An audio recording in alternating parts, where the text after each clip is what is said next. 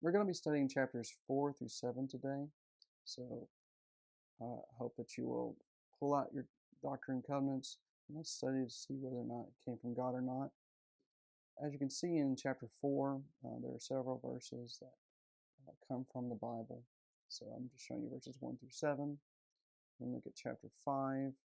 This is verses 1 through 5, 6 through 10, 11 through 15, 16 through 20, 21 through 25, 26 through 30, 31 through 35. Chapter 6, 1 through 5, 6 through 10, 11 through 15, 16 through 20, 21 through 25, and 26 through 30, and 31 through 35, and 36 and 37. Now, I really want to talk about chapter 7 because this is very, very important. So notice what the historical context is related to. It says, revelation given to Joseph Smith and Oliver Cowdery when they inquired through the Urim and Thummim as to whether John, a beloved disciple, tarried in the flesh or had died. Revelation is a translated version of the record made on parchment by John and hidden up by himself. So this is written by John. And the Lord said unto me, John, my beloved, what desirest thou? For if you shall ask what you will, it shall be granted unto you. And I said unto him, Lord, give me unto me this power over death, that I may live and bring souls unto thee. And the Lord said unto me, Verily, verily, I say unto thee, because thou desirest this, thou shalt tarry until I come in my glory. Do you see that, friends? John, the apostle, is supposed to live until the second coming, and shall prophesy before nations, kindreds, tongues, and people. And for this cause the Lord said unto Peter, If I will that he tarry till I come, what is that to thee? For he desires of me that he might bring souls unto me, but thou desirest that thou mightest speedily come unto me in my kingdom. I say unto thee, Peter, this was a good desire. My beloved had desired that he might do more, or a greater work, yet among men than what he has before done. Yet he has undertaken a greater work. Therefore I will make him as a flaming fire, and a ministering angel he shall minister for those who shall be heirs of salvation, who dwell on the earth.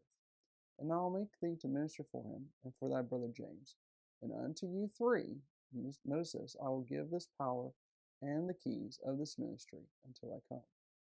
Verily I say unto you, ye shall both have according to your desires, for ye both joy in that which ye have desired. Now part of this is taken from the account in John 21. And I would urge you to read this account. I want to turn to the second part, where it says, Then Peter, turning around, saw the disciple whom Jesus loved, following, who also had leaned on his breast at the supper, and said, Lord, who is the one who betrays you? Peter, seeing him, said to Jesus, But Lord, what about this man? Jesus said to him, If I will that he remain till I come, what is that to you? You follow me. And notice this. Then this saying went out among the brethren that the disciple would not die. Yet Jesus did not say to him that he would not die. But if I will that he remain till I come, what is that to you? This is a disciple who testifies of these things and wrote these things, and we know that his testimony is true. Now I thought that there were two people who made some good comments on these verses. And Keener wrote and said, In supposing that the beloved disciple would remain alive until Jesus' eschatological return, the other disciples misunderstood what Jesus was saying. In other words, even disciples were continuing to take Jesus too literally at times, just as many people have misunderstood Jesus throughout the gospel. Most likely, John emphasizes eon thelo, by will. Jesus was not telling Peter that the beloved disciple would live until Jesus' return, but it was not Peter's business to know the beloved disciple's fate. And then Morris, I thought, wrote some good comments, and he says, John proceeds to deal with an error that had risen. A report went out among the brethren. This report was that the disciple would never die. He would live right through until the day when Jesus would return again. One can see how such an interpretation would arise. But John wants his readers to be clear that it was an interpretation. It was not what Jesus had said. He did not say he will not die. He only asked what it mattered to Peter if in fact this man was to remain alive until the return of Christ. John wants us to be clear on what Jesus said and what he did not say. And so when we go to the LDS sources themselves, to the website, in their manual, lesson 2, on the keys of the priesthood, I notice what it says here. And you're welcome to read this first part here, but I'm going to go ahead and skip to some parts here. Skip to the next slide, but you can read about this. So there are some questions asked. What is the difference between the priesthood and the keys of the priesthood? And notice this, they give the answer. The priesthood is the power or authority of God.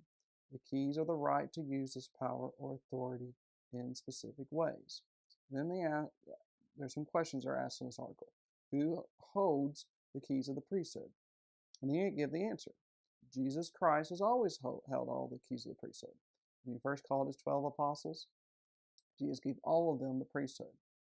Notice this. Before he was crucified, Christ gave the keys of the priesthood to Peter, James, and John. This was done on the Mount of Transfiguration. And that's according to the teachings of the prophet Joseph Fielding Smith, 1976. And notice this in the article. It says, however, in the centuries that followed the death of the apostles, these keys were lost, and before men could exercise the priesthood again, these keys had to be restored. For this reason, the Lord sent Peter, James, and John to the prophet Joseph Smith to restore the Melchizedek priesthood and the keys of that priesthood.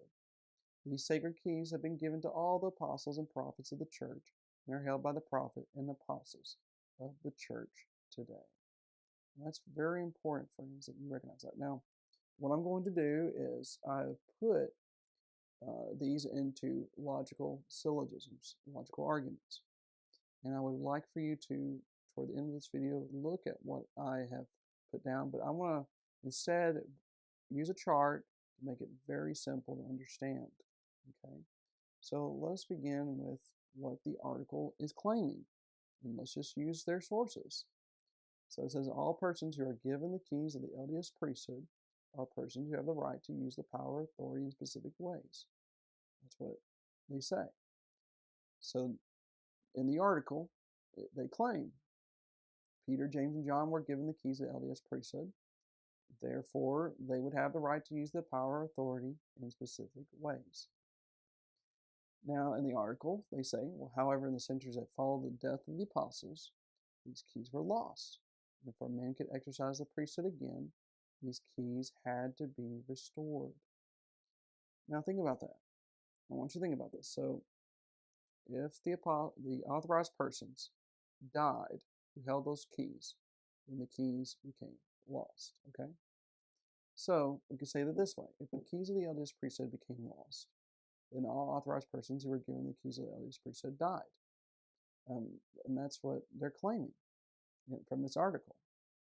But here's the thing, friends. In their own, and I say inspired book, both the Book of Mormon, both claimed inspired Book of Mormon and Doctrine and Covenants, which we're studying chapter 7, and 3 Nephi 28, 1 through 12, they claim John the Apostle, who was an authorized person who was given the keys of the priesthood, did not die.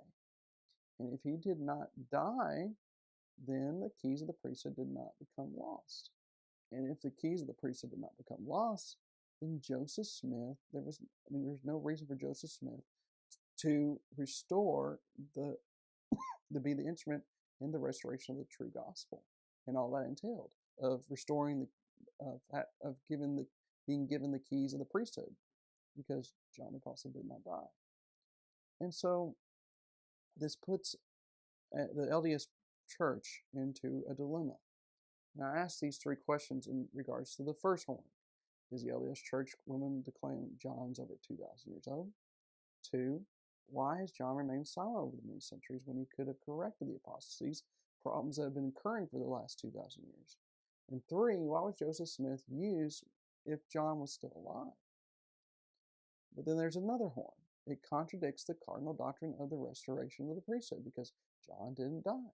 Therefore, the keys did not become lost. And so we see, friends, that this is what false doctrine will do. It contradicts itself. It contradicts the truth. And so, like I say, please, I want you to refer to these arguments that are made. Please go through them very slowly and see if they're not valid and true. And I appreciate this study with you.